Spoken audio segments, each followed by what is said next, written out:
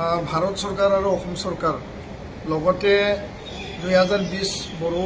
শান্তি চুক্তিৰ যি স্বাক্ষৰকাৰী দল সংগঠন এপছু NDP আৰু লগতে UBPO আমি একেলগে আজি প্ৰায় 11টা বজাৰ পৰা 12:30লৈকে 1.5 ঘণ্টা জোৰা ৰিভিউ মিটিং যি ট্ৰাইপাৰ্টাইট এটা ৰিভিউ মিটিং প্ৰতি ছমাহত আলোচনা হয় যে একৰ্ডৰ কিমান সংখ্যক ৰূপায়ণ হৈ গ'ল আৰু কিমান ৰূপায়ণ হ'বলৈ বাকী আছে এই গোটেই বিষয়টো লৈ পেলাই আজি আলোচনা আমি কৰোঁ আৰু আলোচনাত কালত যথেষ্ট গুৰুত্বপূৰ্ণ কথাখিনি আমি উত্থাপন কৰোঁ নিখিল বড়ো ছাত্ৰ সন্থা UBPO আৰু XNDP তৰফৰ পৰা আৰু ভাৰত চৰকাৰ আৰু অসম চৰকাৰে বৰ্তমানলৈকে যিখিনি ৰূপায়ণ সেই ৰূপায়ণ বিষয়বস্তুখিনি তেওঁলোকে দাঙি ধৰিছে তো আমাৰ স্পষ্ট কথা হ'ল যে 5টা বছৰ শান্তি চুক্তিৰ সময় অতিক্ৰম কৰিলে আৰু আমি দাবী জনাইছোঁ যে অহা 2026ৰ আগে আগন্তুক 6 মাহত চুক্তিৰ প্ৰতিটো টকা ক্ষিপ্ৰতাৰে 100% মানে ৰূপায়ণ হ'ব লাগে কাৰ্যক্ৰম হ'ব লাগে আৰু এই ক্ষেত্ৰত শোণিতপুৰ বিশ্বনাথত 60খন গাঁও অন্তৰ্ভুক্ত হ'ল আৰু অধিক গাঁও অন্তৰ্ভুক্ত কৰাৰ কথা আমি দাবী জনাইছোঁ বিটিআৰৰ দক্ষিণ প্ৰান্তত গাঁও অন্তৰ্ভুক্ত কৰিব লাগে আমি দাবী জনাইছোঁ আৰু আৰ্টিকল 125 মানে 280 125 সংবিধান সংশোধনী যি বিধেয়ক যাৰ দ্বাৰা বিটিআৰক অধিক ক্ষমতা বা সেল্ফ অটনমি শক্তিশালী কৰিব ইয়াৰ কাৰণে আমি এই আগন্তুক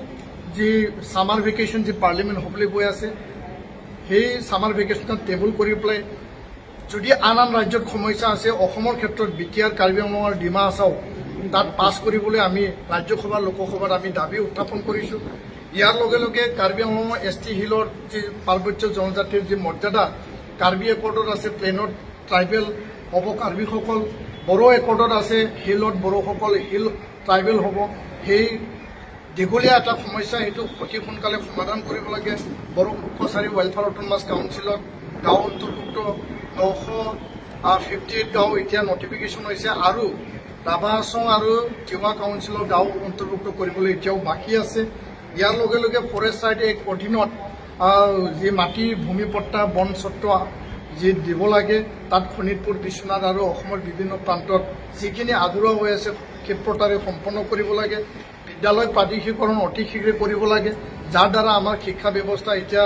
মানে বহুত জৰাজীৰ্ণ অৱস্থাত আছে ভেঞ্চাৰ স্কুলসমূহ অতি সোনকালে মানে প্ৰভিন্সিয়েলাইজ কৰিব লাগে স্পেচিয়েল ডেভেলপমেণ্ট পেকেজৰ ক্ষেত্ৰত ভাৰত চৰকাৰ অসম চৰকাৰৰ যি 700 1500 কোটি টকা যি পেকেজ আছিল ইয়াৰে প্ৰায় পেকেজবিলাক ফাইনেন্সিয়েল এপ্ৰুভেল দিয়া হৈছে AA প্ৰদান কৰা হৈছে কিন্তু আমাৰ দাবী যে উপেন ব্ৰহ্ম নামৰ কেন্দ্ৰীয় বিশ্ববিদ্যালয় NIT মানে এই দাবী আছিল আমাৰ আৰু নেৰিমছৰ দাবী আছিল Rajiv Indira Gandhi national tribal university আছিল সেই 4টা মেইন যি কম্পনেণ্ট আছে central university tribal university NIT আৰু নেৰিমছ এইটো অতি সোনকালে কেন্দ্ৰীয় চৰকাৰে এইটো মানে স্থাপন কৰিব লাগে আৰু যিকোনো বিনিময়ত এই 4টা অনুষ্ঠান আমাক লাগিবলৈ আজি আমি দাবী জনাইছোঁ ইয়াৰ লগে লগে যি NDBৰ লগত জড়িত যিখিনি কেছ আছে সেই কেছখিনি উইথড্ৰ বৰ্তমান চলি আছে NIA কোৰ্টত যিখিনি 60গৰাকী ব্যক্তি আছিল 9টা কেছৰ এগেইনষ্টত তেওঁলোকক অসম চৰকাৰ ভাৰত চৰকাৰে তেওঁলোকক ডিষ্ট্ৰিক্ট জেললৈ লৈ গ'ল আমি অসম চৰকাৰ ভাৰত চৰকাৰক ধন্যবাদ জনাম যে NIA কেছটো তেওঁলোকে স্পেচিয়েল এটা পদক্ষেপ লৈছে কিন্তু বৰ্তমানো বিভিন্ন জিলাত অৰুণাচল নাগালেণ্ডত যিবিলাক কেছ আছে চামন আজিলৈকে আহে আৰু এই চামন অহাৰ কাৰণে বহুতে মেণ্টেল সাইকোলজিকেল বহুত ষ্ট্ৰেছ আৰু প্ৰেছাৰত থাকিব লগা হয় অতি সোনকালে কেছ উইথড্ৰল কৰিব লাগে হাইনিয়াছ নান হাইনিয়াছ আৰু আমি দাবী জনাইছোঁ যে এইটো অফিচিয়েল লেভেল মিটিং আছে আৰু গৃহ মন্ত্ৰালয়ৰ পৰা নীৰজ কুমাৰ ডাঙৰীয়া জইণ্ট ছেক্ৰেটাৰী নৰ্থ ইষ্ট তেওঁ উপস্থিত আছিল আৰু ডেপুটি ছেক্ৰেটাৰী উপস্থিত আছিল আৰু অসম চৰকাৰৰ হৈ গৃহ বিভাগৰ আৰু ADGP ডাঙৰীয়া উপস্থিত আছিল বিটিআৰৰ প্ৰিন্সিপাল ছেক্ৰেটাৰী ডাঙৰীয়া উপস্থিত আছিল আৰু আজি আলোচনা খুব পূৰ্ণাংগ গতিৰে প্ৰতিটো দফাৰ ওপৰত ৰিভিউ কৰা হয় সেইখিনি